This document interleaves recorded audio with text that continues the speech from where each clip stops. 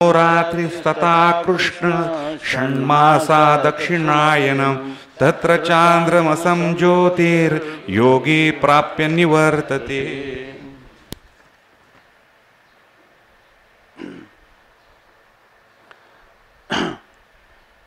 भगवान श्रीकृष्ण परमात्मा आपल्या परम प्रेमास्पद भक्ता अर्जुनाला सांगतात की ज्या पुरुषाला आपल्या देह पडण्यापूर्वीच मी ब्रह्म आहे अशा प्रकारचा दृढ अपरोक्ष साक्षात्कार झाला नाही आणि तो आयुष्यभर साधन भजन करीत आहे, परंतु अंतरंग असणारी ज्ञानाची जी ब्रह्मैक्य ज्ञानाची जी साधनं श्रवण मनन निधिध्यासन ही करण्याचा प्रयत्नही केला, परंतु बुद्धिमांद्यादी दोषामुळं त्याला ब्रह्मज्ञान होऊ शकलं नाही। तर अशा पुरुषाला जर जीवनमुक्ती प्राप्त होते ती जीवनमुक्ती प्राप्त होणार नाही, परंतु हा पुरुष कधीतरी विदेह कैवल्याला प्राप्त होण्याची याची योग्यता आहे की नाही, तर या पुरुषाला एक योग्यता प्राप्त होते, त्याला मोक्ष होतो, पण तो कालांतराने होतो आणि कालांतराने मोक्ष होण्यासाठी त्याच्या आयुष्याची जी साधना आहे त्या साधनेचं काय स्वरूप आहे तर त्याविषयी सांगितलं। सर्वद्वारांनी संयम्य मनोहृदि निरुद्ध्यच मूर्ध्याधाय आत्मनः प्राणम आस्थितो योगधारणाम ओमित्येकाक्षरं ब्रह्म व्याहरण मामनुस्मरण यः प्रयाति त्यजन देहम स याति परमां गतिम अनन्यचेताः सततं यो मां स्मरति नित्यशः तस्याहं सुलभः पार्थ नित्ययुक्तस्य योगिनः। आपल्या सर्व इंद्रियांचा यामध्ये असं सांगितलं की जर अंतकाली तो पुरुष योगाच्या साधनेच्या द्वारा किंवा योगाच्या साधना करून ओंकाराचं उच्चारण करून आपल्या मूर्ध्याकाशात असणारा जो प्राण तो प्राण मनासहित जर ह्या चिदाकाशामध्ये ब्रह्माकाशामध्ये लीन करील तर तो पुरुष ब्रह्मलोकाला जातो आणि त्या ठिकाणी मुक्त होतो। किंवा अनन्यचेता सततम यो मां स्मरती नित्यशः असा जो पुरुष आहे तोही या ठिकाणी ब्रह्मलोकाला जाऊन मुक्त होतो। आणि यामध्ये युक्ती जो दुसरा एक पुरुष आहे तो मुक्त होत नाही, परंतु तो ब्रह्मलोकालाही जात नाही। तो कोणता तर ज्याने सकाम कर्माचं आपलं सकाम कर्माचं अनुष्ठान केलेला आहे आणि असा जर पुरुष तो जर सकाम कर्माचं अनुष्ठान भक्ती विवर्जित असेल तर तो ब्रह्मलोकाला तर जात नाही, परंतु तो धूम्र मार्गाने चंद्रलोकापर्यंत पण जात नाही। त्यासाठी तिथंसुद्धा अज्ञान कालात कर्माचा अनुष्ठानाबरोबर त्याच्या ठिकाणी ईश्वर भक्तीची जोड असली पाहिजे। असा जर पुरुष असेल तर तो पुरुष चंद्रलोकापर्यंत जातो, नाहीतर कुठंच जात नाही। तिसरा जो आहे तो तिसरा आहे की ज्याच्या ठिकाणी रजोगुण तमोगुणाचा प्राबल्याने त्याच्या अंतकरण वृत्ती सदोष असल्यामुळं विहित अशा प्रकारचं सकाम किंवा निष्काम कर्म किंवा निष्काम उपासना योग साधना असं काहीही न करता ज्याने जीवनभर फक्त इंद्रियांच्या द्वारा विषयांचा उपभोग घेण्यातच आयुष्य खर्च केलेला आहे, अशा पुरुषाला ब्रह्ममुक्ती जीवनमुक्ती नाही, ब्रह्मलोक नाही, त्याला धूम्रयान मार्गाने किंवा त्याला आर्चरा मार्गाने जाणारी गती तर नाहीच नाही, पण त्याला धूम्र मार्गाने जाणारी जी गती आहे चंद्रलोकापर्यंत तीही मिळत नाही। मग तो जातो कुठं तर क्षपाम्य जस्त्रान शुभान आसुरी श्वेव योनिषु, ज्या आसुरी योनीमध्ये आहेत ज्याच्यामध्ये फक्त प्राण किंवा इंद्रिय आणि विषयांच्या संबंधात जे काही सुखाची उपलब्धी हाच जीवनाचा अर्थ ज्यांनी समजलेला आहे, ही आसुरी योनीमध्ये किंवा त्याला असणाऱ्या घोर नरकामध्ये मी त्याच्या पूर्वकर्मानुरूप योजना करतो असा विषय भगवान सांगत असताना अंतकालेच मामेव स्मरण मुक्त्वा कलेवरम यह प्रयाती त्यजनदेहम सयाती परमाम गतिम, ह्या श्लोक जो काही प्रारंभी सांगितला त्याचं चिंतन विस्ताराने भगवान सांगत असताना आतापर्यंत आपण या ठिकाणी अग्निर्ज्योतिराः शुक्ला षण्मासा उत्तरायणम यत्र प्रयाता गच्छन्ति ना ब्रह्मविदो जनाः अशा प्रकारचं सांगितलं। जे ब्रह्माचे उपासक आहेत, सगुण ब्रह्माचे उपासक आहेत, परंतु त्या सगुण ब्रह्माचा स्वरूप म्हणजे कोणतं तर ईश्वर स्वरूपाची उपासना, तीही शास्त्राने प्रतिपादन केल्याप्रमाणे आभेदाने केलेली उपासना आणि अशी ती अंतकालपर्यंत नित्य निरंतर दीर्घकाल सत्कारपूर्वक केलेली विहित वेदावर अत्यंत श्रद्धा ठेवून केलेली उपासना, असा हा उपासक जो आहे तो अर्चना मार्गाने ब्रह्मलोकापर्यंत प्राप्त होतो आणि कल्पाच्या अंती ब्रह्मदेवाबरोबरच ज्ञान होऊन तो मुक्त होतो, असा विषय सांगितला. आता यानंतर ह्या धूम्र मार्गाचं वर्णन करतात आणि तो मार्ग सांगतात की धूमो रात्रीस्तथा कृष्ण षण्मासा दक्षिणायनं तत्र योगी प्राप्य निवर्तते. रात्रीस्तथा कृष्ण षण्मासा दक्षिणायनं तत्र चांद्रमसं ज्योतिर्योगी प्राप्य निवर्तते. धूमो रात्रिस्तथा कृष्ण षण्मासा दक्षिणायनं तत्र चांद्रमसं ज्योतिर्योगी प्राप्य निवर्तते. धूमः रात्रिः तथा कृष्णः षण्मासः दक्षिणायनं तत्र चांद्रमसं ज्योतिः योगी प्राप्य निवर्तते. धूमः धूमाभिमानी देवता, रात्री ही रात्रीची देवता, तथा कृष्णः त्याप्रमाणे कृष्ण पक्षाची देवता, षट्मासाः दक्षिणायनः दक्षिणायनाच्या 6 महिन्याची असणारी देवता. तत्र म्हणजे त्या ठिकाणी, म्हणजे त्या देवता ज्या मार्गामध्ये आहेत त्या मार्गामध्ये प्रयातः, त्या मार्गामध्ये तो जर मरण पावला तर असा कोण कर्माचं अनुष्ठान करणारा, कोणत्या फलाच्या इच्छेने सकाम कर्माचं अनुष्ठान करणारा असा हा योगी. या ठिकाणी चांद्रमसम ज्योतिही, त्या ठिकाणी तो चांद्रमसम म्हणजे चंद्रा त्या ठिकाणी असणारी ज्योती, म्हणजेच त्यांनी केलेलं जे सकाम कर्म आहे त्या सकाम कर्माचं फल त्याला त्या ठिकाणी प्राप्त होतं. चांद्रमसम ज्योती म्हणजे चंद्रलोकामध्ये प्राप्त होण्यासाठी लागणाऱ्या कर्माचं फल, म्हणून तो ते फल त्याला काय मिळतं तर त्याने त्या चंद्रलोकाच्या फलप्राप्तीसाठी लागणारं जे अदृष्ट आहे ते अदृष्ट सकाम कर्म करून त्यांनी प्राप्त केलेलं आहे. म्हणून हा चांद्रमसम ज्योतिही तो चंद्रातील ज्योतीला किंवा कर्मफलाला प्राप्त होऊन निवर्तते. आणि त्या ठिकाणी जरी तो प्राप्त झाला तरी काही काळाने त्याच्या पुण्याचा क्षय झाल्यानंतर तो पुन्हा माघारी येतो, म्हणजे पुन्हा संसाराला किंवा जन्ममरण परंपरेला प्राप्त होतो. याच्यामध्ये आपण पाहिलं 2 योगी आहेत. एक या ठिकाणी अनन्यचेतः सततम किंवा सर्वेंद्रियानी संयम्य किंवा ओमित्येकाक्षरम ब्रह्म व्याहरण असा जो आहे त्याचा विचार सांगितला. आता जो पुरुष आहे की ज्याला असं वाटतं की वेदातील अनेक प्रकारची जी कर्मफल प्रतिपादन केलेली आहेत तर त्या यामिमाम पुष्पिताम वाचम प्रवदंत्य विपश्चिता, जी काही पुष्पितावाणी आहे स्वर्गाधिकाची सुख किंवा ब्रह्मलोकातलं सुख किंवा चंद्रलोकातलं सुख वर्णन केलेलं आहे, तर ते सुख ऐकून ते आपल्याला त्या सुखाची उपलब्धी व्हावी म्हणून या शरीराला आल्यानंतर मृत्यूलोकामध्ये मानवी देहामध्ये जो मनुष्य ह्या अशा प्रकारचं कर्माचं अनुष्ठान करतो आणि तोच कर्माचं अनुष्ठान करणारा पुरुष या ठिकाणी ह्या चंद्रलोकाला प्राप्त होतो असं सांगितलं. तर यासाठी सांगितलं की तर चांद्रमसम ज्योतिही म्हणजे फलम इष्टाधिकारी.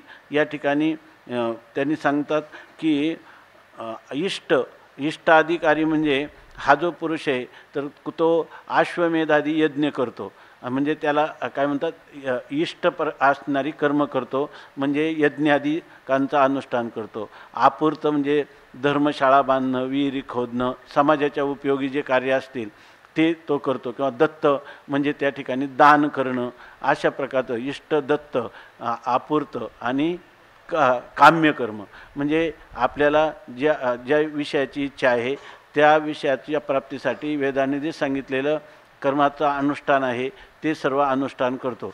याच्यामध्येही पुन्हा असं आहे की जर त्याने हे केवळ कर्माचं अनुष्ठान केलं आणि त्यांनी आता जसे पूर्वमीमांसक आहे तर ते पूर्वमीमांसक त्यांना ईश्वर जो आहे तर तो ईश्वराची मान्यता नाही, जीवाची कर्मच त्याला फल देतात, अशी मान्यता एवढीच असेल. आणि ज्याच्या ठिकाणी सर्वत्र ईश्वराला मान्यता नाही त्या पुरुषांना देखील ह्या चंद्रलोकापर्यंत पण जाणं घडत नाही. आणि ज्यांनी केवळ पुष्पिता वाणीला भुलून ही कर्म केलेली आहेत तर त्या पुरुषांना देखील ही फलं मिळत नाही.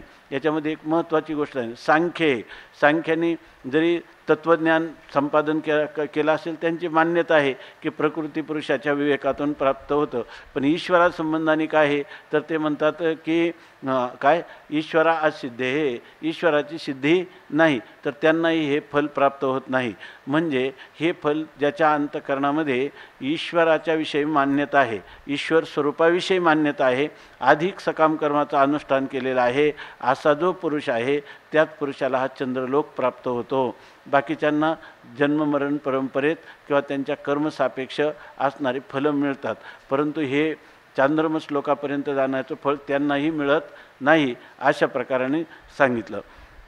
आता त्याविषयी सांगतात की हा पुरुष कसा जातो, तर या ठिकाणी धूमहा रात्रीही तथा कृष्णहा असं जे म्हटलं आहे ना, तर त्या ठिकाणी धूम म्हणजे धूमाची अभिमानी असणारी देवता, ती देवता काय करते, त्याच्या प्राणोत्क्रमाच्या नंतर त्याला त्याचा जो सूक्ष्म शरीर आहे त्या सूक्ष्म शरीराला किंवा त्या जीवात्म्याला त्या धूमाची अभिमानी देवता देह त्याग केल्यानंतर रात्रीच्या देवतेकडे नेते.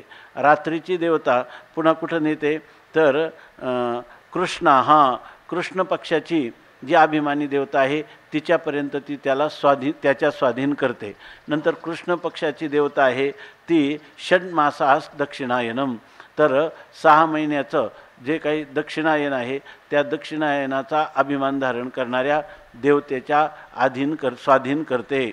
आणि मग त्या मार्गातली काय आहे चिन्ह आहे कोणती, धूमो रात्री तथा कृष्णहा षण्मासा दक्षिणायनम ही त्याची संकेत आहेत. तर तत्र म्हणजे त्या चिन्हाच्या ठिकाणी म्हणजे जिथं जिथं त्या देवता आहेत त्या देवतेपर्यंत त्याला पोचून नंतर प्रयातः योगी अशा ठिकाणी गेलेला हा जो पुरुष आहे तो चांद्रमसम ज्योतिही प्राप्य, तो त्या चंद्रलोकातील ज्योती म्हणजे त्या ठिकाणी चंद्रलोकामध्ये असणारं जे लिहिलं त्यांनी त्या कर्मफल म्हणजे चांद्रमसम ज्योतिनाम इष्टाधिकारी फलम, त्याला त्यांनी इष्ट आपूर्त दत्त इत्यादी केलेली जी फलं आहेत तर त्या सगळ्या फलाचं त्या केलेल्या कर्माचं फल त्याला त्या प्राप्त होतो आणि निवर्तते आणि तत्क्षयात पुन्हा निवर्तते.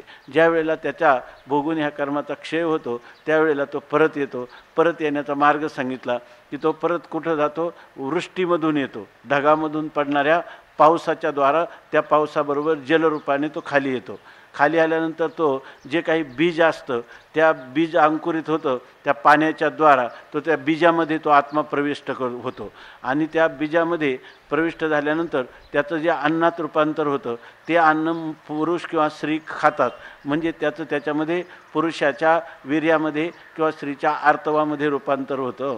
आणि मग असा जो पुरुष आहे त्या अन्न खाल्लेला जो पुरुष आहे तर ते स्त्री आर्तव तेच पुन्हा काय होतं, त्याला कोणत्या तरी योनी ज्या योनीमध्ये तो जाईल तिथं त्या स्त्री पुरुषांच्या संबंधाने पुन्हा जन्माला प्राप्त होतो. अशा प्रकारचं त्याचं पुन्हा आल्यानंतर पुन्हा कर्म करतो, कर्मफलभोगासाठी परत त्या योनीमध्ये जातो. ही संसारामध्ये किंवा ही हा संसार किंवा ही जन्ममरण परंपरा अशा रीतीने त्याला अव्याहतपणे भोगावी लागते असं सांगतात. हीच गोष्ट आता ज्ञानोबाराय सांगतात.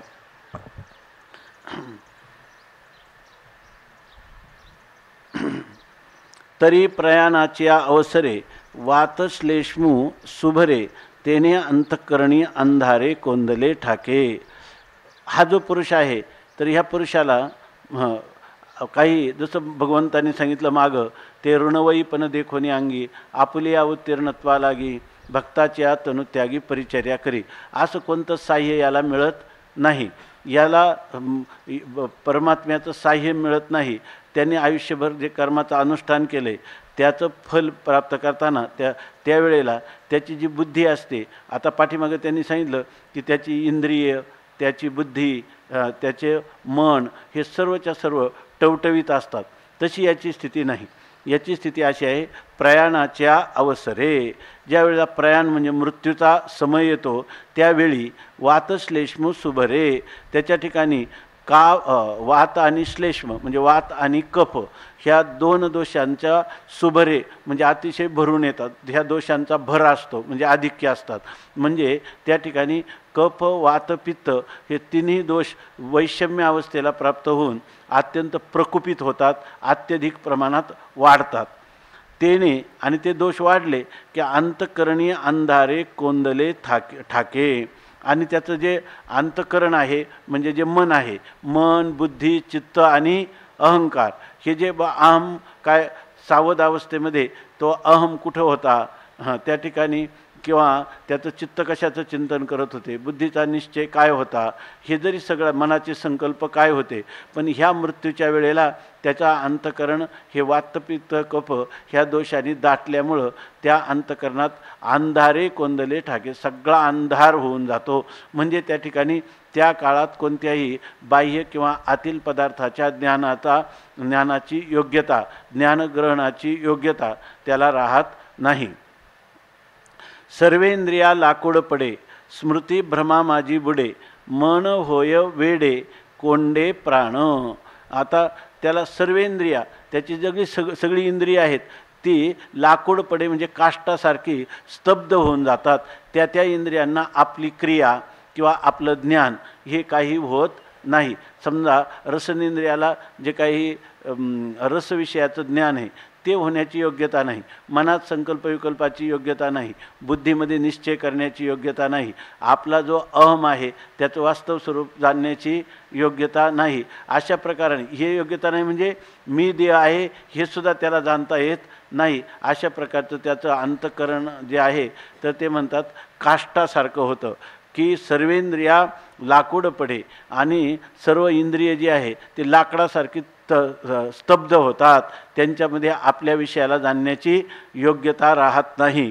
आणि स्मृती भ्रमा माझी बुडे, आतापर्यंत त्याला जे स्मरण होत होतं ते स्मरणाचं स्वरूप ते ज्या विषयाचं स्मरण करायचं त्या विषयाचं स्मरण करत नाही, तो विषय त्याला अन्यथा रूपाने भासतो म्हणजे त्या ठिकाणी भ्रम होतो. परत आपल्याला सांगितलं ना, ते म्हणतात की आले हे भुंगे मला तोडतात, असं कोणत्याही प्रकारचा भ्रम त्याच्या ठिकाणी होतो. आणि हा काळा मनुष्य माझ्याकडं धावून येत आहे, हातामध्ये शस्त्र आहे त्याच्या, मला सोडवा, अशा प्रकारचं ही भ्रमच आहे की नाही. ती जे योग्य स्मृती व्हायची ती स्मृती न होता भ्रमात्मक असं कोणतंही त्याला स्मरण होतं. त्याचं असं सांगतात की आयुष्यभर केलेली जी कुकृत्य विशेषतः उत्कट पाप, त्या पापामुळं त्याला अशा प्रकारची त्याची स्मृती भ्रमिष्ट होऊन जाते. मन होय वेडे कोंडे प्राण, आणि मन त्या ठिकाणी वेडं होतं म्हणजे त्या ठिकाणी ते उन्मादाला प्राप्त होतं.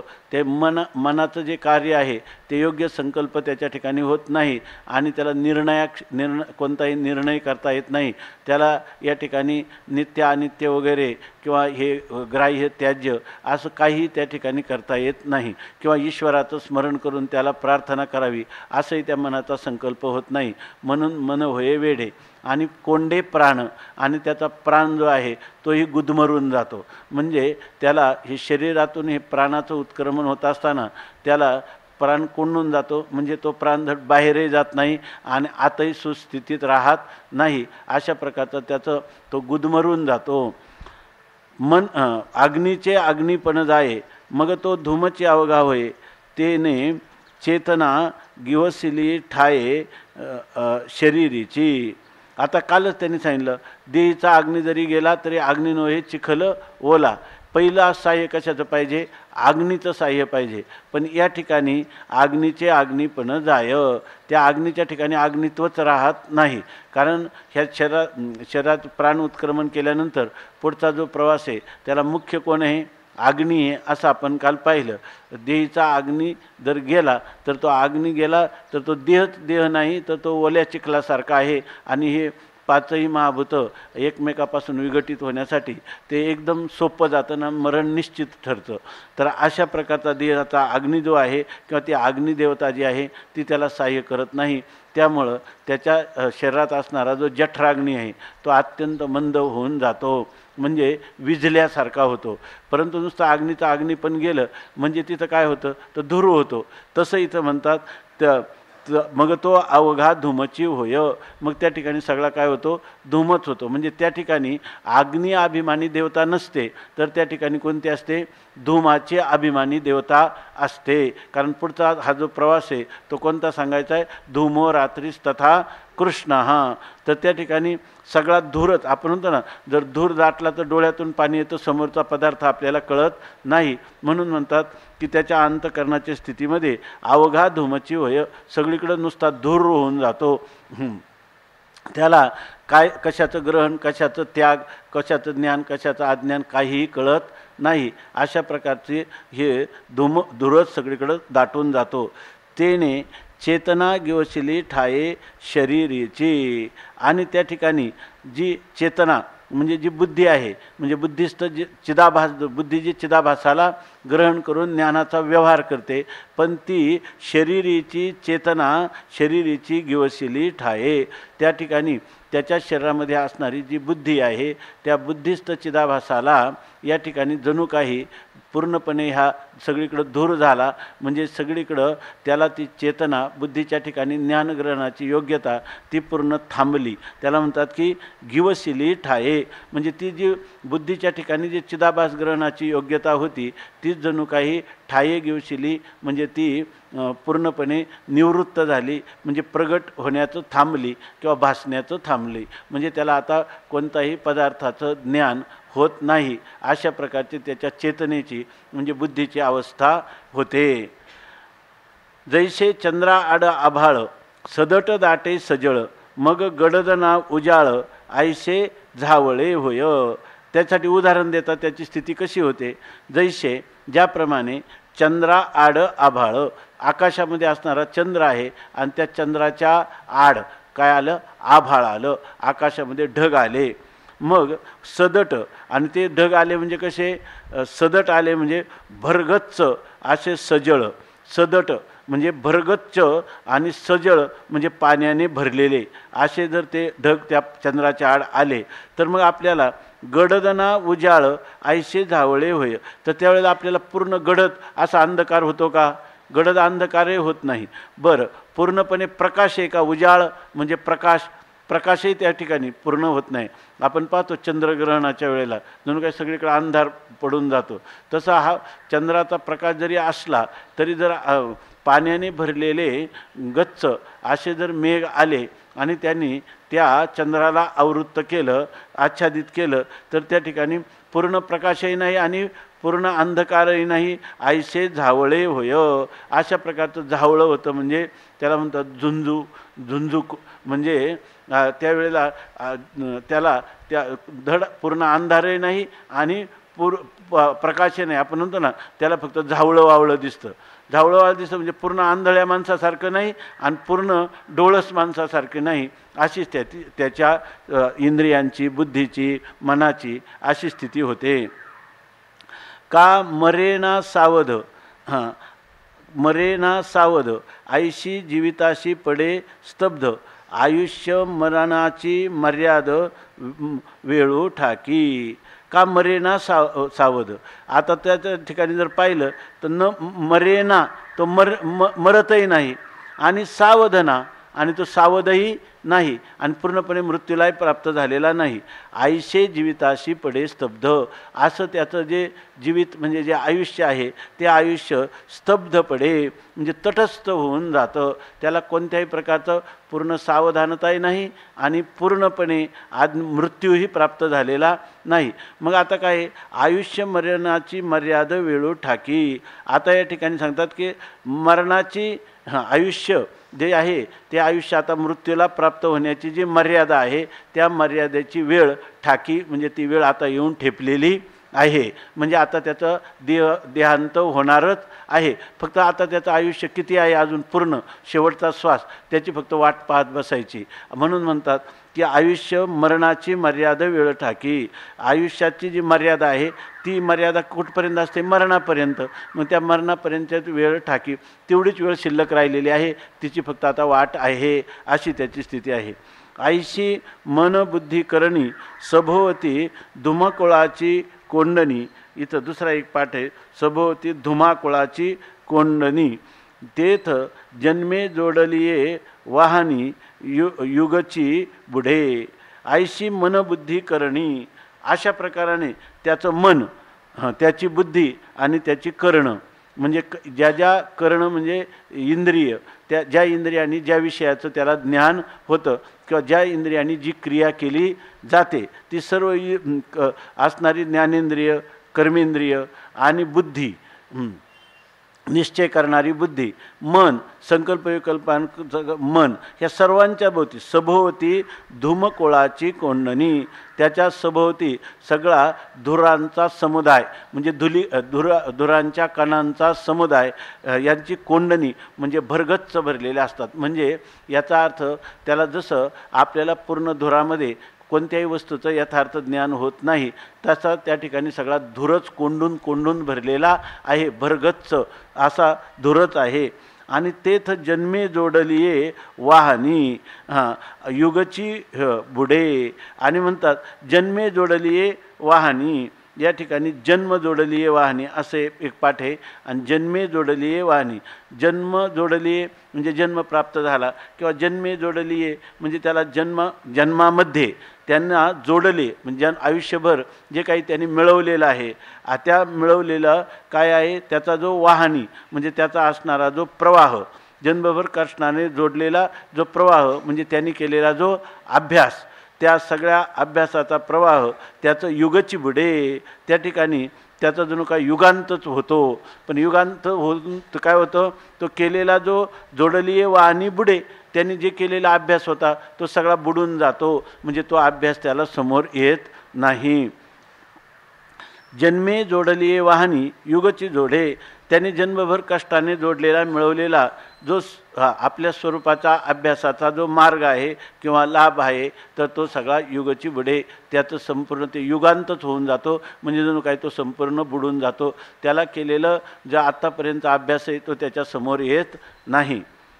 हागा हातीचे जे वेळी जाये. आता बघा हे सगळं झालं वर्णन. आता माऊली ह्याविषयी सांगतात. आत्तापर्यंत आपण विचार केला, ह्या सगळ्या विचारापाठीमागं माऊलींना काय वाटतं जेव्हा हे वर्णन करतात अर्चेरा मार्गाचं किंवा धूम्र मार्गाचं, याविषयी तुम्हाला आम्हाला माऊली काय मार्गदर्शन करतात याच्यामध्ये चिंतन करीत काळ घालू नका. तो जीवात्मा कुठं जातो मग पुन्हा कसा येतो याच्यापेक्षाही, आणि त्याला मरताना स्मरण नाही झालं तर काय झालं तर त्याला योगाचं करून साधन तो उत्तरायण मार्गाने जातो, किंवा कर्मठ असेल तर तो दक्षिणायन मार्गाने जातो. हे सगळं वर्णन सांगितलं, कसा कसा जातो हेही सांगितलं. त्या अभिमानी देवता, कालाभिमानी देवता त्याला सहाय्य करतात आणि चंद्रलोकापर्यंत किंवा ब्रह्मलोकापर्यंत नेतात. एक मुक्त होतो, एक पुनरावृत्तीला प्राप्त होतो. ही माऊलींनी प्रतिज्ञा जी भगवंताची आहे त्याचं निरूपण केलं. यत्र काले त्वनावृत्तीम आवृत्तींचैव योगिनः प्रयाता यांतितम कालम वक्ष्यामी भरतर्षभ, अशी जी प्रतिज्ञा आहे त्याप्रमाणे भगवंतांनी किंवा माऊलींनी हे स्पष्टीकरण करून सांगितलं. पण माऊलींना तुमच्या आमच्या पुढं ज्ञानेश्वरी प्रगट करत असताना हे जे ऐश्वर्यपूर्ण ज्ञान आहे त्या ज्ञानाची प्राप्ती करून घ्या आणि त्याच्यात कल्याण आहे. ह्या मार्गाच्या भरकटीत जास्त पडू नका असं माऊलींना सांगायचं. आणि ते आता इथून पुढं ह्या वव्यांपासून सांगतात. बघा, हा गा हातीचे जे वेळी जाये तेवेळी अनिका लाभाची गोठिके आहे, म्हणून प्रयाणी तव होय येतुली दशा. माऊली म्हणतात हा गा म्हणजे हे अर्जुना, अरे हे अर्जुना, जे वेळी हातीचे जाय, आयुष्यभर अभ्यास केला की नाही, कोणता अर्चेरा मार्गाने जाण्याची वेळ असो किंवा धूम्र मार्गाने, त्यांनी त्याच्या कर्माचं अनुष्ठान करणे आयुष्यभर केलेलं आहे. अग्निहोत्र वगैरे जे आहेत तर आयुष्यभर ह्या कर्माचं अनुष्ठान अत्यंत निष्ठेने करतात. आणि हा जो पुरुष आहे, जो उपासक आहे, त्यांनी आयुष्यभर उपासना केली, परंतु आयुष्यभर केली पण मरताना जर त्याला त्या काळात स्मरण झालं नाही, देवाचं साह्य झालं नाही किंवा योगाचं साह्य झालं नाही, असं जर काही त्रुटी त्याच्या जीवनामध्ये लागली तर त्यांनी सांगितलं या हातीचे जे वेळी जाय आयुष्यभर केलेला अभ्यास पण तो आता आपल्या हातातून गेला, म्हणजे तो वेळेला उपयोगाला आला नाही, अशी स्थिती झाली. आणि त्यावेळी अनिका लाभाची के गोठी आहे. मग जर आपल्याला आयुष्यभर केलेला अभ्याससुद्धा तिथल्या तिथं, बरोबर आहे का, तिथल्या तिथं मृत्यूच्या क्षणी आठवत नाही तर मग अनिका लाभाची गोठी के आहे. तर मग तुम्हाला धूम्रयान मार्ग किंवा आपलं दक्षिणायन मार्ग किंवा उत्तरायण मार्ग याची गोष्टच कशाला. कारण काय, त्या गोष्टी कधी आहेत, जर अंतकाळामध्ये त्यांनी त्या प्रकारचं ओंकाराचं उच्चारण करीत देहत्याग केला, परमात्म्याचं चिंतन करीत देहत्याग केला, आयुष्यभरही तेच केला असेल आणि त्यावेळेला ते आठवतं. पण कधी कधी हे आठवत पण नाही, हातातलं जातं. तर अनिका लाभाची गोठी की आहे की या ठिकाणी ब्रह्मलोकाला जाऊन नंतर मुक्त होईल, हाय लाभ तरी होण्याची गोष्ट कशाला. म्हणून म्हणतात मनवनी प्रयाणी तव होये येतुली दशा. हे वर्णन कशासाठी केलं की हे वर्णन याच्यासाठी केलं का प्रयाणी म्हणजे मृत्यूच्या समयी आईची दशा होय, ही अशी स्थिती होत असते की ज्याच्यामध्ये इंद्रिया लाकूड पडे, मन होय वेडे, कोंडे प्राण, अशी स्थिती येते. तेव्हा आयुष्यभर केलेलं चिंतनसुद्धा आपल्याला आठवत नाही, अशी स्थिती आहे. मग प्रयाणी तव होये येतुली दशा, प्रयाणाच्या वेळेला तर अशा प्रकारची स्थिती होते. आयशी देहा तो स्थिती बाहेरी कृष्ण पक्षीवरी राती आणि सामासही ओढवती दक्षिणायन. आयशी देहा तो स्थिती, अशी त्या देहामध्ये आतमध्ये स्थिती झालेली आहे. आतमध्ये स्थिती झाली आहे म्हणजे कफ वात पित्त यांनी काय केलेलं आहे, संपूर्ण शरीर अंतःकरण इंद्रिय यांना व्याप्त केलेलं आहे. आणि पुन्हा बाहेर पाहिलं तर काय, त्यावेळेला आत ही देहाची अशी स्थिती आहे आणि बाहेर कोणता काल आहे. काल आपण एक चिंतन केलं होतं की या ठिकाणी बाह्य कालाचाही विचार आहे आणि खरा तर विचार काय आहे, कालोपहित परमात्मा. काल शब्दाने काय घ्यायचा, काल ज्याला उपाधी लागलेली आहे असा परमात्मा. आणि तो परमात्मा कसा आहे, त्यांनी ना कवीम पुराण मनुशासितार, असा सर्वांचा अनुशासन करणारा परमात्मा. मग त्या परमात्म्याच्या कार्य करणाऱ्या ज्या त्यांनी नियमून दिलेल्या देवता आहेत, कालाच्या अभिमानी, ते आपापलं कार्य करतात. परंतु सगळं हे कार्याचं खरं कार्याचा नियामक कोण आहे, परमात्माच आहे. परंतु या ठिकाणी तो परमात्मा ह्या ज्या देवता आहेत ह्या देवतांच्या द्वारा काय करतो, पुढचा प्रवास आपल्याकडून करून घेतो. कशाप्रमाणे, ज्याने जशी साधना केली असेल त्याप्रमाणे, असा विचार चालू आहे. तर मग या ठिकाणी असा जो पुरुष आहे कोणता की ज्याचं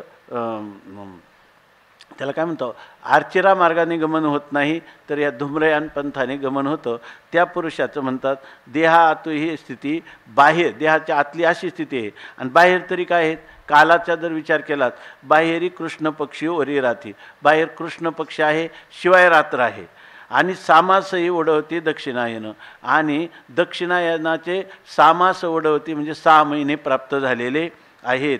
आणि जर आजच्या काळामध्ये हा देह ठेवला असेल तर मग ये पुनरावृत्तीची घराणी, आगवी एकवटती जयाच्या प्रयाणी, तो स्वरूप सिद्धीची कहाणी कैसेनी ऐके. ये पुनरावृत्तीची घराणी, ही जी सगळी ही घराणी म्हणजे ही सगळी असणारी जी साधनं आहेत, ही सगळी साधनं कोणती आहेत, पुनरावृत्तीची. म्हणजे आपण कुर्वते कर्म भोगाय कर्म कर्तुंच भुंजते, ही सगळी साधनं जी आहेत ह्या कर्मकांडाचं अनुष्ठान केलेली, सकाम कर्माचं अनुष्ठान करणारी किंवा काम्य कर्म, इष्ट आपूर्त दत्त, ही सगळी जरी कर्म केली तर ही कर्म काय आहे की त्या कर्मापासून उत्पन्न होणाऱ्या पुण्याचा क्षय झाला की तेतम भुक्त्वा पुण्यलोकम विशा तेतम भुक्त्वा स्वर्गलोकम विशालम क्षिणे पुण्य मर्त्यलोकम विशंती. एवं त्रयी धर्म मनु प्रपन्ना गतागतम कामकामा लभंते. जैसा वेश्या भोगी कवडावेचे मग दारही चेपून येते, तैसे लाजिरवाने दीक्षितांचे काय सांगो, असं माऊली म्हणतात. त्याप्रमाणे ही सगळी पुनरावृत्तीची घराणी म्हणजे जणू काय पुनरावृत्ती करण्याची जी साधनं आहेत, ठिकाणं आहेत. आणि ही आगवी एकवटती जयाच्या प्रयाणी, आणि ज्याच्या प्रयाणामध्ये ही सगळी एकवटून येतात म्हणजे काय, सगळी साधनं जे आहे त्या साधनांचं तुम्ही म्हणाल मग त्याचं कर्म सगळं फुकट गेलं का, तसं नाही. तर त्याला चंद्रलोकापर्यंत नेण्यासाठी सगळी एकवटून आली. म्हणजे तिथं कोणती धूम्राभिमानी देवता, रात्र्याभिमानी देवता, कृष्ण पक्षाभिमानी देवता आणि दक्षिणायन अभिमानी देवता, ह्या सगळ्या देवता त्या ठिकाणी उपस्थित राहिल्या. आणि त्याची जी स्थिती आहे, या स्थितीमध्ये फक्त त्या जीवात्म्याला एकापासून एक पुढं चंद्रलोकापर्यंत घेऊन गेल्या, एवढंच त्याच्या ठिकाणी झालं. आणि ही सगळी जी जिच्यामध्ये निश्चित पुनरावृत्ती होणार, त्या अशा प्रकारची सगळी जी साधनं आहे, जयाच्या प्रयाणी आघवी एकवटती, ज्याच्या प्रयाणाच्या वेळी सगळी जुळून येतात, एकत्र येतात. आणि मग असा जो पुरुष आहे तो स्वरूपसिद्धीची कहाणी कैसेने ऐके, त्याला आपल्या स्वस्वरूपाचे ब्रह्मस्वरूपाचा आत्मनावाने ज्ञान, ही गोष्ट त्याला काही काही लोक आहे ना मरताना देखील काय करतात, याच्यामध्ये असं आपल्या संस्कृतीमध्ये आहे का एखादा मनुष्य मृत्यूपंथाला लागला म्हणजे काय करावं, निश्चित त्याचं मरण आहे असं वाटतं तर त्याला लगेच खाटेवरून खाली घेतात, जमिनीवर गंगाजल शिंपडतात, सारवून घेतात जमीन गाईच्या शेणाने, आणि मग त्याच्यावर त्याला झोपवतात. आणि बाकीचे जे लोक आहे तर त्याच्या भोवती काय करतात, नामस्मरण वगैरे करतात. कशासाठी करतात, जर आता तो तर बेशुद्ध अवस्थेत आहे, कदाचित शुद्धीवर आला आणि त्याने ते ऐकलं तर त्याला काय होईल, कदाचित त्याचा पुन्हा आपल्या स्वस्वरूपाचं तो स्मरण करेल. त्याच्याऐवजी आपण काय करतो, आणखीन आता मृत्यूच्या पंथाला लागलेल्या मनुष्याला हॉस्पिटलमध्ये उलट अतिदक्षता विभागात हे करतो, महेशानंद स्वामी म्हणतात, आणि तिथं काय करतो, व्हेंटिलेटरवर त्याचे श्वासोश्वास कसे चालतात. मग जर त्यांना म्हटलं का यांना आता हे मरणार असेल तर खाली घ्या, ते म्हणतात जर खाली आला तर आपटूनच मरेल. म्हणजे खाली घ्यायचं नाही, कारण त्यांचं काय सगळं जे काय आर्थिक उपार्जन आहे तेवढंच ध्येय असतं. पण आपण आपल्या मनुष्याला मरताना जर त्याच्या जवळ नामस्मरण वगैरे केलं तर राम सुखदासजींनी लिहिले की त्याच्या सद्गतीला त्याचा उपयोग होतो. आणि जर तो पुरुष कदाचित जर तो एक क्षणभर जर आला आणि त्याला एवढा बोध झाला हे चाललेलं हे काय, नाहीतर अशा वेळेला जर तुम्ही त्याच्या कानात जरी तत्वमशी सांगितली तर स्वरूपसिद्धीची गोष्टी, तो म्हणतो जिवंत असताना कधी मी कर्मठ आहे, मी या ठिकाणी कर्माने मोक्ष मानणार आहे, किंवा कर्मकांड मी त्याला काय म्हणतो आपण, कर्म जड आहे, कर्मठ आहे, मी आयुष्यात वेदांताचे कधी कानावर घेतलं नाही, तर तत्वमसी महावाक्याची गोष्टी तरी तो ऐकेल काय म्हणजे त्याला उपयोग होईल काय, अर्थात होणार नाही. आयसा जयाचा देह पडे तया योगी म्हणून चंद्रवरी जाणे घडे, मग तेथोनी मागुता बहुडे संसारा ये. आयसा जयाचा देह पडे, अशा प्रकाराने ज्याचा देह पडतो, तया योगी, आणि तो जरी असला पण तो योगी होता. योगी म्हणजे कोणता योगी होता, जर तुम्ही म्हटलं सकाम कर्माचं अनुष्ठान करणारा, इष्टापूर्त करणारा, आणि त्याद्वारा मोक्ष म्हणजे चंद्रलोक प्राप्तीची इच्छा करणारा असा योगी होता.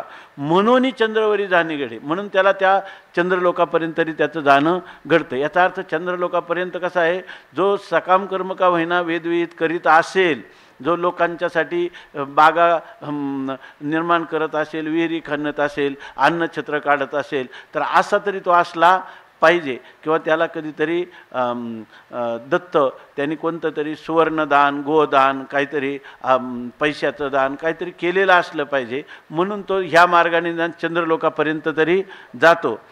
ते मग तेथून मागुता बवडे संसारा ये, आणि मग तेथून मग त्या चंद्रलोकापर्यंत गेला, तिथं त्याच्या ज्या कर्माचं फल आहे ते फल तोपर्यंत भोगतो, त्या पुण्याचं फल भोगतो. स्वर्गातले असणारे भोग भोगून झाले, पुण्य एकदा संपलं का बहुडे मग माघारा फिरतो, आणि कुठे संसार आहे, मग तो काय होतो, आपल्या जन्ममरण परंपरेला पुन्हा प्राप्त होतो. आम्ही आकाळू जो पांडवा म्हणितला तो हा जाणावा, आणि हाची धूम्र मार्गू गावा पुनरावृत्तीच्या. आणि इथं कालपण्णा महाराज म्हणले ना, अकाल शब्दाने नेमकं काय सांगायचं, अकाल शब्दाने हेच सांगायचं की काय, आम्ही आकाळू जो पांडवा, आम्ही अकाल ज्याला म्हटलं, काल कशाला म्हटलंय, उत्तरायण मार्गाने म्हणजे जाणारा जो आहे त्याला काय म्हटलेले काळ. आणि आकाळ म्हणजे काय म्हटले इथं, आकाळ शब्दाचा अर्थ परिभाषा माऊलीने निश्चित केली. म्हणतात आम्ही ज्याला आकाळ असं म्हटलं मागं, तर तो हा जाणावा, तो हा मार्ग जाणायचा. कोणता? हाची धूम्र मार्ग गावा पुनरावृत्तीच्या. हा मार्ग म्हणजे कोणता मार्ग? धूम्र मार्ग, की जो पुनरावृत्तीच्या गावा, पुनरावृत्तीचं गाव म्हणजे पुन्हा जन्ममरण परंपरेचं गाव प्राप्त करून देणारा हा जो मार्ग आहे त्याला काय म्हणतात आम्ही? आकाळ असं आम्ही म्हटलेलं आहे. येर तो अर्चरा मार्गू, तो वसता आणि असलगू, साविया स्वस्त चांगू निवृत्तीवरी. आणि येर म्हणजे दुसरा जो मार्ग आहे जो अगोदर सांगितला, येर तो अर्चिरा मार्ग, त्याला कोणता मार्ग म्हणतात? अर्चिरा मार्ग असं म्हणतात. तो कसा आहे? तर तो वसता आणि असलगू, त्या ठिकाणी तो जो मार्ग आहे तो वसता म्हणजे तो वाहणारा मार्ग आहे. म्हणजे या अर्चरा मार्गाने जाणारे काही साधक त्या मार्गाने जातात. आणि तो असलगू, आणि तो पुन्हा कसा आहे? सुगम आहे. सुगम आहे काय? कोणत्या अर्थाने सुगम आहे? की या ठिकाणी तो मार्ग परमात्म्याचं त्याच्यामध्ये काय आहे? साह्य आहे. आणि त्या मार्गाने अनेक लोक गेलेले आहे. वेदमार्गे मुनी गेले, त्याची मार्गे चालिलो, नकळे विषय अंधा म्हणून उघड बोलिलो. पुढं काय? चालूता धनुर्धरा तरंगाकारी हरपलो, ज्ञानदेव निवृत्तीचा द्वैत सर्व निरसलो. आता ते तत्त्वज्ञानाचं वर्णन आहे. परंतु ज्या ठिकाणी जे काही लोक गेले, ब्रह्मलोकाला गेले आणि तिथं मुक्त झाले, हा मार्ग वाहता आहे. म्हणजे अनेक लोक या मार्गाने आले आणि ब्रह्मलोकाला प्राप्त होऊन कल्पांताला मुक्त झाले. आणि हा मार्ग असलग आहे. असं का म्हणतात? की यज्ञाधिकामध्ये जेवढे कष्ट आहेत तेवढे कष्ट याच्यामध्ये नाही. याच्यामध्ये हा मार्ग सुगम आहे. म्हणजे याच्यामध्ये ह्या मार्गाचं अनुष्ठान करताना क्लेश नाहीत. नंतर याचं फल जे आहे ते त्याच्यापेक्षा महान आहे आणि अनुष्ठान करणंही सुगम आहे. म्हणून म्हणतात की हा वसता आणि असलगू, किंवा हा मार्ग जो आहे तो वसता आहे म्हणजे त्या ठिकाणी वस्ती असलेला आहे. म्हणजे शेवटी हा ब्रह्म ही स्वरूपस्थितीचं ब्रह्म नाही, तर हा ब्रह्म नावाचा एक लोकच आहे. अखर हे एक लोकांतरच आहे. म्हणून हा मार्ग वाहता पण आहे म्हणजे वसता पण आहे, आणि असलगू म्हणजे असलग म्हणजे अत्यंत सोपा किंवा सुगम आहे. आणि साविया स्वस्त चांगू निवृत्ती वेरी. आणि हा जो मार्ग आहे तो सावी आहे म्हणजे पूर्णपणे आहे किंवा सहज आहे. नंतर स्वस्त आहे, स्वस्त म्हणजे त्याच्यामध्ये विशेष कष्ट नाहीत. आणि चांगू म्हणजे अत्यंत उत्तम आहे. म्हणजे हा जो मार्ग आहे ना, म्हणून म्हणतात की भक्ती जी आहे तर ही भक्ती सर्वात सोपी आहे. की मोडोनिया वाटा सूक्ष्म दुस्तर आणि केला राज्यभार चाले ऐसा, असा हा मार्ग आहे. तुका म्हणे तुम्ही चला याची वाटे. म्हणून ही जी वाट आहे ही सावी आहे, ही सहजच आहे, स्वस्त आहे आणि चांगली आहे. आणि कुठपर्यंत? निवृत्ती वेरी. आणि हा मार्ग कुठपर्यंत घेऊन जातो? तुम्हाला निवृत्तीपर्यंत घेऊन जातो, म्हणजे मोक्षापर्यंत घेऊन जातो. जीव ब्रह्मैक्य ज्ञानद्वारा मोक्षापर्यंत हा मार्ग तुम्हाला घेऊन जातो. कोणता मार्ग? येरा आर्चिरा जो मार्ग, आर्चिरा मार्ग असं सांगतात. आता काय आहे की ह्या ज्या दोन गती आहेत, ह्या दोन गती कायमच्याच चालत आलेले. हे दोन मार्ग जे आहेत, एक पुनरावृत्तीचा मार्ग आणि एक अपुनरावृत्तीचा मोक्षाचा मार्ग. म्हणजे ही प्रवृत्ती आणि निवृत्ती हे जे दोन मार्ग आहेत हे कायम दोन. त्यांनी लिहिलं ना, प्रवृत्ती लक्षणात्मक धर्म आणि निवृत्ती लक्षणात्मक धर्म. हे दोन धर्म आणि त्या धर्माचं अनुष्ठान करणाऱ्यांची फलं, त्या अधिकारी आणि फल यांचा संबंध करून देणारा जो मार्ग आहे, हे दोन मार्ग अनादी कालापासून अशाच प्रकारचे चालत आलेले आहे असं सांगतात. आता 26वा श्लोक आहे. शुक्लकृष्णे गती हे ते जगत शाश्वते मते एकया यात्य पुनः हे ते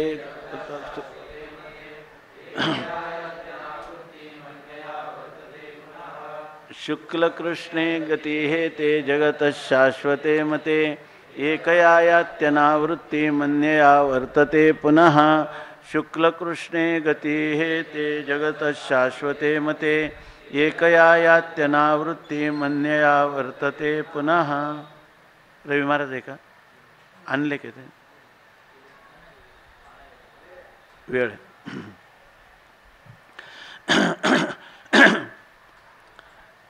शुक्लकृष्णे गती ही येते जगतः शाश्वते मते एकया याति अनावृत्तिम अन्यया आवर्तते पुनः।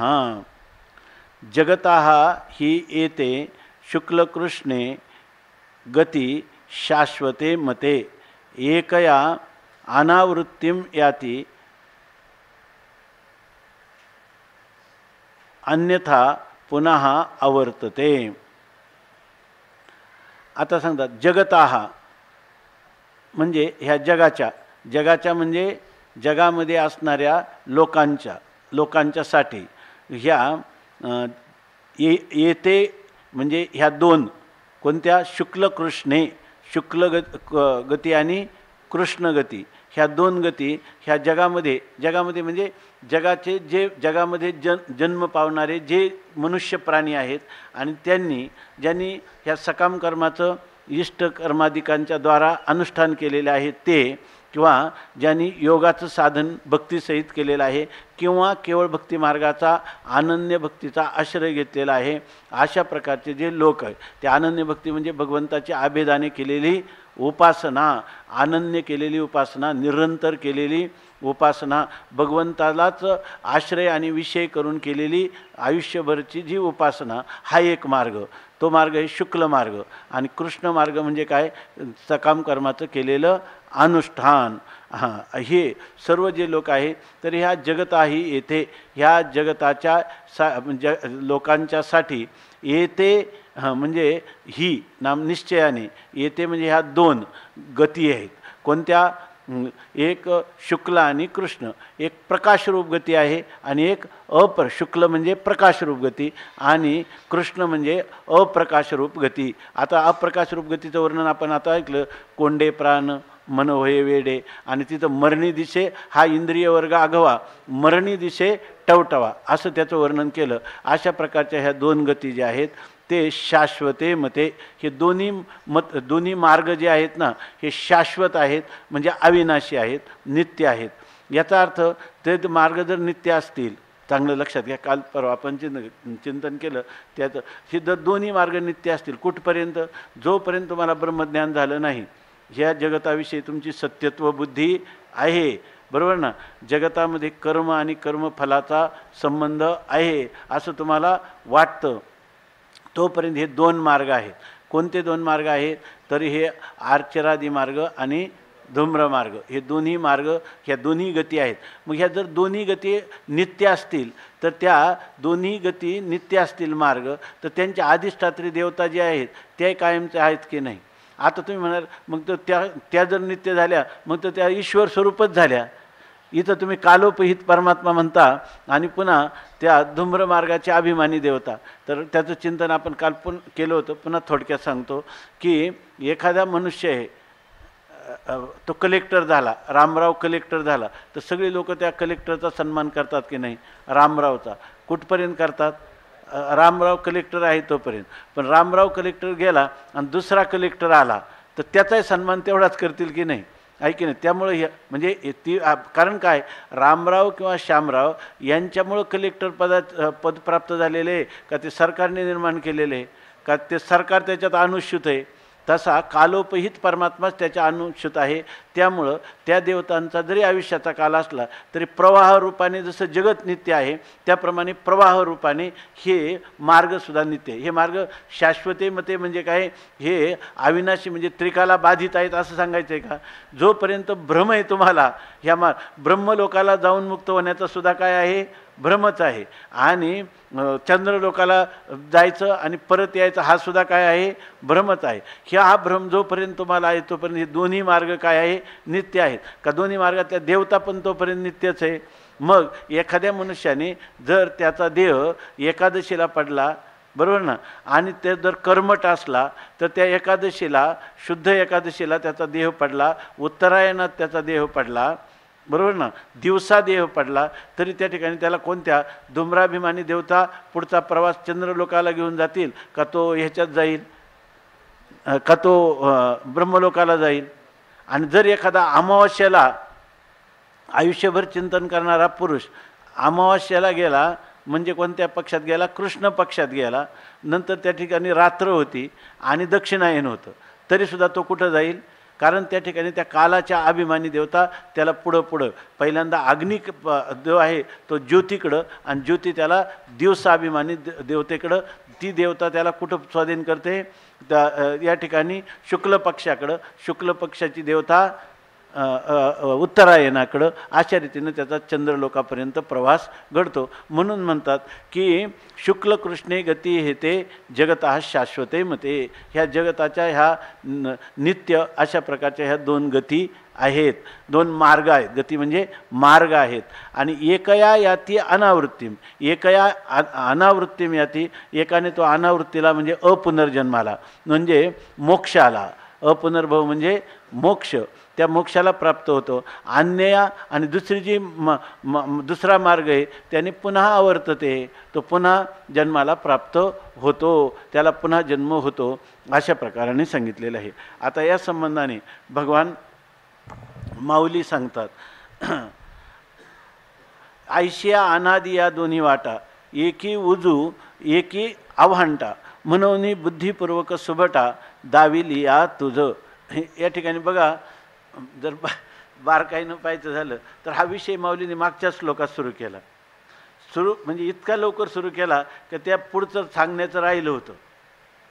एक ओवी अशी दिली, हागा हातीचे जे वेळी जाये अनिका लाभाची गुठिके आहे, म्हणून प्रयाणी तव होये येतुली दशा. बरोबर ना? असं सांगितलं. म्हणजे हातीचं जातं त्यावेळेला इतर लाभ तर त्याला काय होणार आहेत, आणि म्हणून प्रयाणामध्ये अशी दशा होते. आणि मग पुन्हा सांगितलं, कारण पुढं काय, तत्र चांद्रमसम ज्योतिर्योगी प्राप्य निवर्तते. याचं जे व्याख्यान आहे ते व्याख्यान सांगायचं राहिलेलं आहे. ते सांगतात आणि सामासही ओढवती दक्षिणायन देहातू स्थिती बाहेरी कृष्ण पक्ष वरी राहते. हे जे मूळ श्लोकातलं आहे ना ते नंतर सांगतात. बरोबर आहे ना? याच्यामध्ये नंतर सांगतात असं दिसतं. आणि आता मात्र माऊली ह्या पहिल्या ओळीपासून याचा काय करतात? विस्तार करतात. आयता सांगतात की आयशिया या दोन्ही वाटा, एकी उजी एकी अवंटा, म्हणून बुद्धिपूर्वक सुबटा दाविल्या तुझं. मी ह्या ज्या अवस्था तुला सांगितल्या ना, तर त्या अवस्था बुद्धिपुरस्सर मी तुला सांगितल्या, काही हेतू मनात ठेवून सांगितल्या. आयशिया अनादी, ह्या दोन्ही वाटा कशा आहेत? अनादी आहेत. अनादी आहेत का अनंत आहेत? अनादी आहेत, आहे की नाही? पण जोपर्यंत मोक्ष झाला नाही तोपर्यंत मात्र ह्या अनादी वाटा आहेत. आणि एक उजू एकी आव्हांटा, एक सरळ वाट आहे ब्रह्मलोक प्राप्तीचं अर्चना मार्गाची, आणि एक आव्हांटा म्हणजे एक आडवाट आहे धूम्र मार्गाची. ह्या दोन सांगितल्या. आणि ह्या दोन्हींना बुद्धिपूर्वक तुझं दाविल्या हे सुबटा, हे शूर योद्ध्या अर्जुना. म्हणजे तू ह्या दोन्ही वाट, तू इतका शूर आहे की तू धूम्रयान मार्ग आणि ब्रह्मलोक प्राप्तीचा मार्ग याच्या नादी लागू नकोस. तू जर खराच शूरयोद्धा असेल तर तू काय कर, ह्या दोन्ही मार्गाच्या अतीत असणारं आपली स्वरूपस्थिती याची देही याची डोळा इथंच त्याची उपलब्धी कर, असं म्हणून त्याला हे शूरयोद्ध्या असं म्हणतात. आणि ह्या वाटा देवाने का सांगितल्या? देवा म्हणतात बुद्धिपूर्वक तुझं सांगितल्या दाविलिया, बुद्धिपूर्वक मी तुला सांगितल्या. का काय तुझा हेतू आहे बुद्धिपुरस्सर? का जे मार्गामार्ग देखावे, साचल टिके ओळखावे, हिताहित जाणावे हिताची लागी. का म्हणजे कारण असं आहे की मार्गामार्ग देखावे, ह्या मार्ग आणि अमार्ग म्हणजे शुक्ल मार्ग आणि कृष्ण मार्ग हे देखावे, शास्त्राच्या नजरेनं यांचं पाहावं, त्याचा विचार करावा. आणि विचार काय करावा? साचल टिके ओळखावे, याच्यातला कोणता मार्ग खरा आहे आणि कोणता मार्ग खोटा आहे. म्हणजे कोणता मार्ग अल्प अशा प्रकारचं पुण्याच्या द्वारा अल्पकाल भोग देऊन जन्माला आणणार आहे, आणि कोणता मार्ग आपल्याला जन्माला आणणार नाही, या ठिकाणी अपनरावृत्तीला प्राप्त करून देईल. असं हे दोन्ही ओळखावं. आणि हिताहित जाणावे हिताची लागी. मग आपण या ठिकाणी केवळ कर्मटपणाचा आश्रय करून सकाम कर्म करावं का या ठिकाणी निष्काम प्रीतिपूर्वक भगवंताची अनन्य उपासना करावी? आपलं हित कशात आहे, अहित कशात आहे? म्हणून हिताहित जाणावे. आपण हित काय आणि अहित काय हे जाणावं. म्हणजे झालं परोक्ष ज्ञान. हे हितकारक आणि ते हितकारक नाही. कशासाठी? हिताची लागी, आपलं कल्याण कशाने होईल यासाठी हे हित आणि अहित जाणलं की मग काय, अहितापासून काढीती हित देऊनी वाढविती, अशा प्रकारचे जेणेकरून आपल्या हिताचे, कल्याणाची, मंगलाची वृद्धी होईल अशा प्रकारचं तुला कळावं यासाठी मी हे 2 मार्ग सांगितले, हेतू पुरस्सर सांगितले. भगवान म्हणतात, पाहे पा नाव देखता बरवी, कोणी आड घाली काय अथावी, का सुपंथ जानोनी आडवी रिगवत असे. पाहे पा, तूच पहा बरं, बरवी नाव देखता, जर एखाद्याने चांगल्या प्रकारचे एक नाव आहे, ते नाव त्याला दिसत आहे, पाहिली कोणी, मग नाव पाहिली आणि अशा वेळेला कोणी आड घाली काय अथावी, अथावी म्हणजे अत्यंत ज्याचा तळ गंभीर आहे, अत्यंत सखोल आहे असा पाण्याचा एखादा डोह किंवा जलाशय आहे आणि त्या जलाशयामध्ये कोणी समोर नाव आहे, त्या नावेत बसलो तर आपण ह्या जलाशयातून तरून जाऊ, पण कोणी आड घाली काय, कोणी उडी मारील का त्या पाण्यात, जाऊ द्या मी माझ्या बाहुबलावर तरून जाईल नाही तर बुडेल तरी, मग त्याच्यापेक्षा ती जी नाव आहे त्या नावेचाच आश्रय करणं चांगलं नाही का, तेच आपल्या हिताचं नाही का. तसं का सुपंथ जानोनिया आडवी रिगवत असे, किंवा एखादा मार्ग सुपंथ चांगला मार्ग आहे, सरळ मार्ग आहे, सोपा मार्ग आहे, सपाट आहे आणि तो सोडून दिला आणि आडवी रिगवत असे आणि तो आडरानातून शिरला. एकदा मी आमच्या गावाकडं एका लग्नाला गेलो होतो आणि लहान होतो, मला काय वाटलं त्या येताना तेव्हा गाड्या नव्हत्या जास्त एसट्या, मग मी एका गावाला उतरलो आणि आमच्या घराजवळ असणारा डोंगर तिथून दिसत होता, इकडून जायचं तर 8-10 किलोमीटर, मला वाटलं डोंगर सरळ दिसतोय, आपण या मार्गाने जाऊ, म्हणून मी त्या डोंगरातून चाललो, त्या मधल्या रस्त्याने चाललो, पुढं शेतं नांगरलेली होती, ते नांगरलेल्या शेतामध्ये चपला तुटून गेल्या आणि चैत्र वैशाख महिन्याचं ऊन त्याच्यातून जाताना त्या पायी पण पळायला लागले, ते ढेकळं तडत गेलो, एक मोठी दरी लागली, मध्ये मोठा ओढा, आणि नंतर म्हटलं आता हे काय जमत नाही, का झाडाखाली जाऊन आपण बसू म्हटलं, इथं थोडं जरा ऊन उतरेपर्यंत सावलीला. तिथं होता एक चोर लुटारू त्या गळीत झोपलेला, तो एकदम उठून आला, तू कोण असं त्याने मला विचारलं. म्हणजे का तर आडमार्गाने गेलं काही अशा प्रकारची सुपंथ जानोनिया, जर चांगला मार्ग आहे असं जाणणं, आडवी रिगवत असे, जर त्या अरण्यात कोणी जाईल काय, जो विष अमृत ओळखे तो अमृत काय सांडू शके, तेवी जो उजू वाट देखे तो अवांटा नवचे. जो विष अमृत ओळखे, मी जे बोललो ना याच्या काल का परवा एक काहीतरी चुकीचं वाक्य सांगितलं, नंतर मला ते वाचण्यात आलं, पण ते आता मी विसरून गेलो. हां बरं. तर माऊलीचा समाधी सोहळा आहे ना, तर ते मी म्हटलं की हा दक्षिणायनाचा काळ आहे. दक्षिणायनाचा काळ नाही, तो कोणता आहे, उत्तरायणाचा काळ आहे, कारण कार्तिक महिना आहे ना, बरोबर आहे ना, कार्तिक म्हणतो उत्तरायणाचा काळ आहे, दक्षिणायनाचा काळ नाही, ते चुकीचा. तुकोबारायांचा जो काळ आहे तो पुन्हा दक्षिणायनाचा नाही, तो पुन्हा कशाचा आहे, उत्तरायणाचाच काळ आहे. जो विष अमृत ओळखे तो अमृत काय सांडू शके, तेवी जो उजू वाट देखे तो आव्हांटा नवचे. तर जो विष काय आहे आणि अमृत काय आहे हे ओळखे, जो ओळखतो तो अमृत काय सांडू शके, तो काय अमृताला टाकून देईल का, हे विष आहे ना, अमृत पिल्यानंतर अमर होणार आहे, विष खाल्ल्यावर मरणार आहे, हे ज्याला कळलं तो काय अमृत टाकून देईल काय आणि विष घेईल काय, घेणार नाही. तेवी त्याप्रमाणे जो उजू वाट देखे, जो एखाद्याला उजू म्हणजे सरळ मार्ग जो देखे पाहतो, तो आव्हांटा नवचे. तो आव्हांटा म्हणजे आडवाटेला नवचे म्हणजे कधी जात नाही. म्हणून पुढे पार खावे खरे कुडे, पार केले तरी न पडे अनवसरे काही. तर ते म्हणतात म्हणून या कारणासाठी, म्हणून पुढे खरे कुडे पुढे पार खावे. खरं काय आहे आणि कुडं म्हणजे खोटं काय आहे हे पुढे म्हणजे अगदी स्पष्ट रीतीनं आपण त्याला पारखून घ्यावं. म्हणजे खरं आणि खोटं, सत्य आणि मिथ्या याचा विवेक आपण करावा चांगल्या प्रकाराने. आणि पारखिले, आणि जर आपण परीक्षण केलं आणि मग आपण कशाला स्वीकारणार, स्पष्टपणे खऱ्याचा स्वीकार करणार, किंवा जे आपल्या कल्याणाला कारण आहे त्याचाच आपण स्वीकार करणार. आणि मग काही अनवसरे न पडे. आणि मग असा जो पुरुष आहे तो अनवसरे म्हणजे तो कधी आडवाटेला किंवा संकटाला, अकल्याणाला, अमंगलाला कधीच प्राप्त होऊ शकत नाही. अनवसरे न पडे. ये रवी देहांती थोर विषम, या मार्गाचे आहे संभ्रम, जन्मे अभ्यासिल्याचे हन काम, जाईल वाया. ये रवी, हां, आता इथं जर आपण पाहिलं तर देहांती थोर विषम, ज्यावेळेला देहांताचा वेळ येतो, मरणाचा वेळ येतो, तर त्या ठिकाणी फारच वैषम्य प्राप्त होतं. वैषम्य म्हणजे काय, आपण कालच सांगितलं, त्रिदोषांची जी साम्यावस्था आहे त्याला काय म्हणतात, स्वस्थता किंवा आरोग्य असं म्हणतात. म्हणजे वात पित्त कफ यांचं साम्यावस्था, आणि त्यांच्यामध्ये जी विषमावस्था झाली की त्याला अनारोग्य किंवा अस्वस्थता असं म्हणतात. तर इथं काय आहे, देहांतीच्या वेळेला थोर विषम म्हणजे हे वातपित्त कफ यांचं सगळ्यांचा काय होतं, प्रकोप होतो. त्याला म्हणतात तिन्ही दोषांचा प्रकोप होतो, आणि तिन्ही दोष क्षुब्ध होतात, आणि मग या मार्गाचे आहे संभ्रम. आणि मग त्यावेळेला हा जो मार्ग आहे, ह्या मार्गाचं म्हणजे कोणता मार्ग, धूम्र मार्ग, हा आहे संभ्रम. बरं, खरं ही जी ओवी आहे, चांगलं बघा महाराज, ही धूम्र मार्गाला का आर्चिरा मार्गाला पण लावता येईल?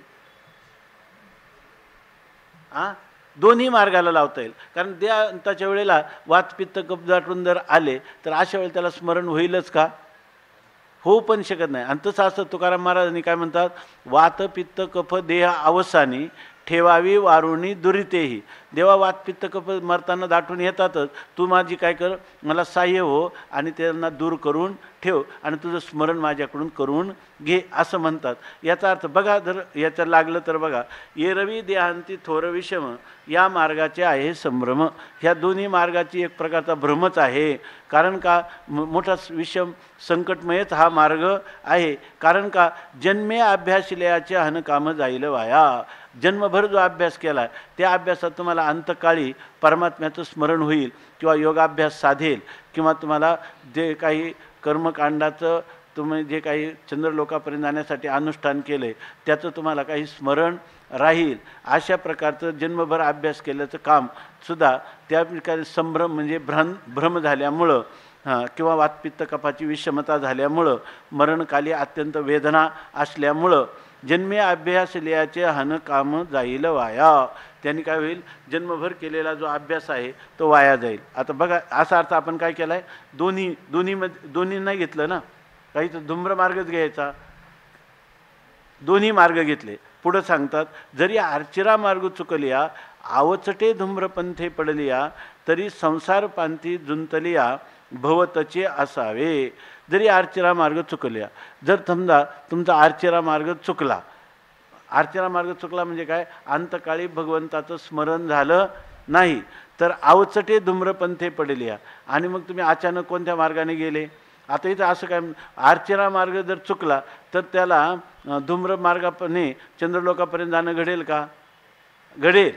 कारण काय आहे, त्यांनी केलेलं जे पुण्य आहे त्याच्या ठिकाणी काही वासना संस्कार काही कशाने प्रतिबद्ध झाले, तर त्यांनी केलेलं नाही कल्याणकृत कश्चित दुर्गतीम तात गच्छती.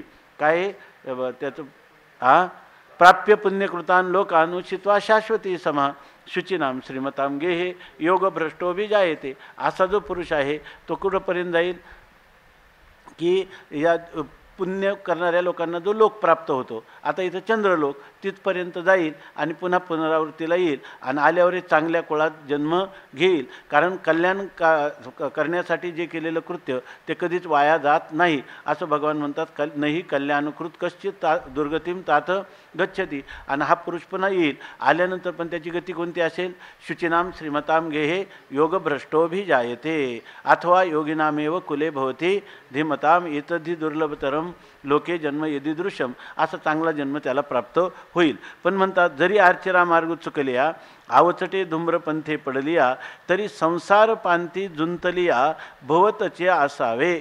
तर मग तो कुठं राहील, तर संसार रूपी पंक्तीला त्याला काय केलेलं आहे, जुतलेलं आहे, म्हणजे जोडलेलं आहे. म्हणजे बैलाला जसं एखाद्या अवजाराला जोडावं तसं हा संसार रूपी पंक्तीला हा जुंतलिया, त्याच्यामध्ये जुंपलेल्यांनी भवतची असावे, त्यांनी त्याच्यामध्ये जन्ममरण परंपरेत ते राहावंच.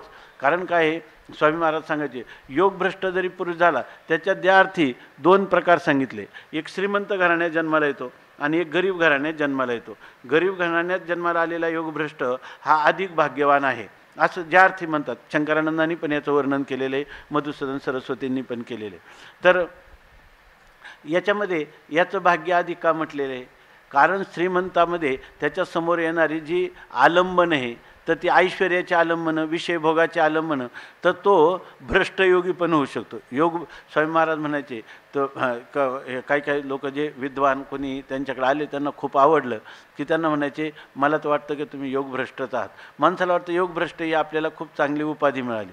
स्वामी महाराज म्हणायचे, फक्त एकच जबाबदारी आहे, आता भ्रष्टयोगी होऊ नका, असं ते म्हणायचे. कारण याचा अर्थ तिथंसुद्धा त्या पुरुषाला पुन्हा त्याच्यापासून कर्माचं फल भोगत असताना ज्या अर्थी मनुष्य जन्मात आलं, पुन्हा त्याला कोणत्याही प्रकारचे पूर्वीचं जे परमार्थाचे संस्कार आहे, ते संस्कार अधिक वृद्धिंगत केले नाही प्रयत्नपूर्वक, तर त्याची पुन्हा अधोगती होऊ शकते. म्हणून म्हणतात, संसार प्रांती जुंतलिया, संसार प्रांतच्या पंक्तीला ज्यांना जोडलेलं आहे ते काय भोवतचे असावे, काय भोवतचे असावे, त्यांनी त्याच्यामध्ये सारखं त्या भोवऱ्यामध्ये फिरतच राहो, जन्ममरण परंपरेमध्ये, अशी स्थिती येते.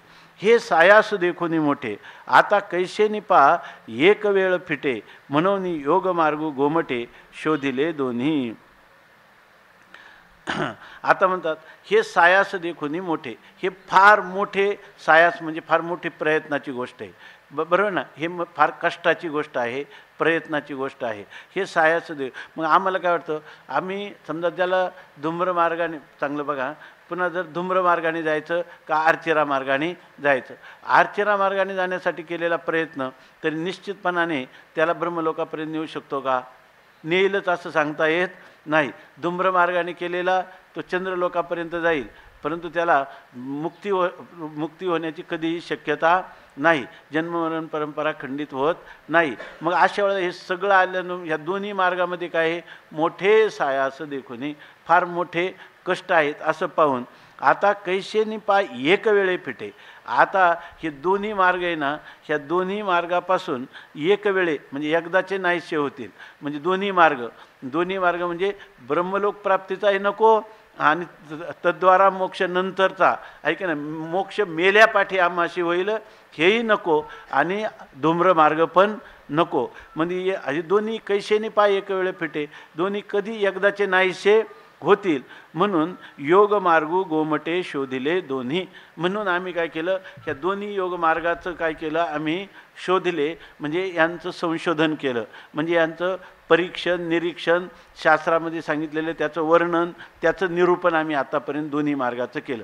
दोन्ही मार्गाचं वर्णन जे केलं ते वर्णन चांगलं बघा. दोन्ही मार्गाचं वर्णन केलं ते कोणत्या मार्ग तुम्ही निवडावा याच्यासाठी केलं का दोन्ही मार्गाविषयी तुम्हाला काही विशेष वाटू नये, आहे की नाही. ह्या दोन्ही मार्गापेक्षा मी याची देई याची डोळा मोक्षाला कसा प्राप्त होईल याच्यासाठी हे दोन्ही मार्ग आम्ही शोधलेले आहेत.